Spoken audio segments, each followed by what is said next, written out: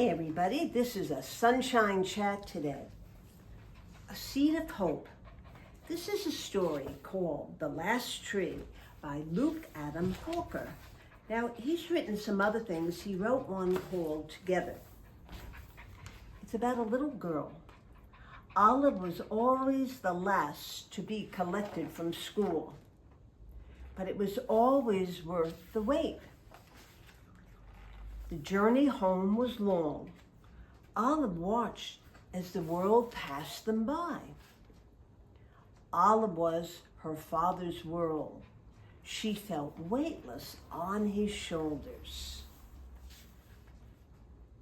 The train brought them home, but books could take them anywhere they imagined.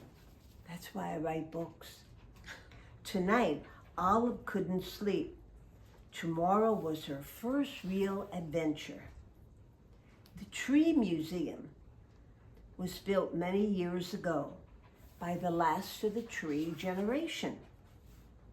Olive said goodbye to her father on the steps of the museum before following her class inside. For as long as Olive could remember, she had longed to meet a tree, but the last of the trees had died long ago. It was a painting that caught her eye, and Olive found that she couldn't look away.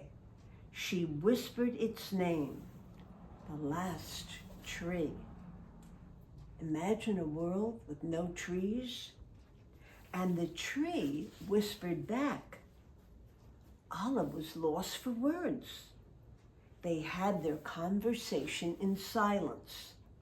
What do you hear in silence?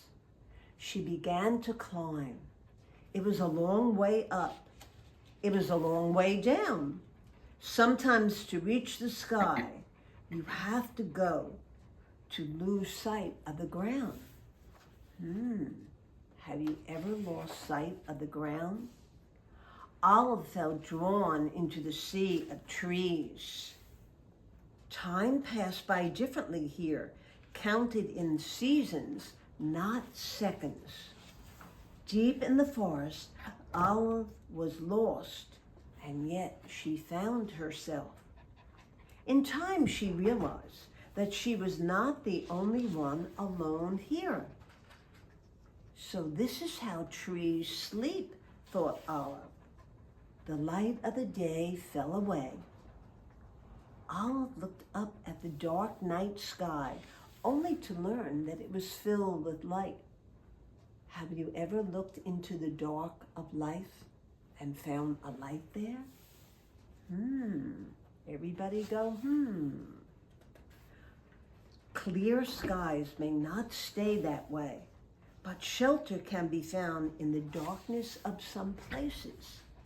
What do you call the shelter of comfort and hope and peace?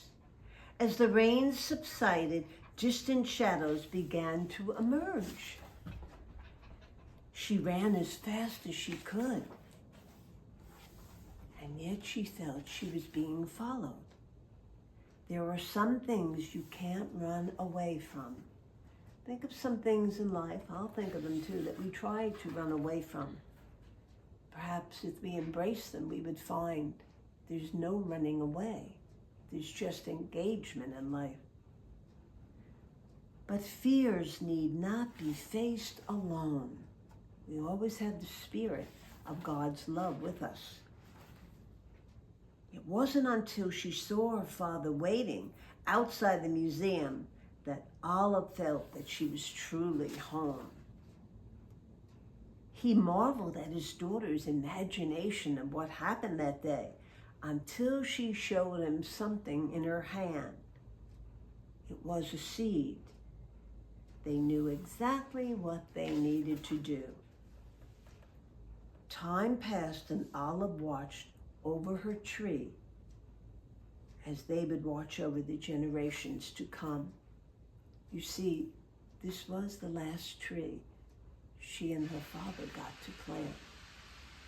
It's called The Seed of Hope. I hope you get to read this book. One of the reasons today why I chose it, it reminds me of the seed of a sunflower seed. Always looking towards the light. As you could see, the dog wants this story to end. But as we end the story, I want you to think of the tree of life. You and I have that seed.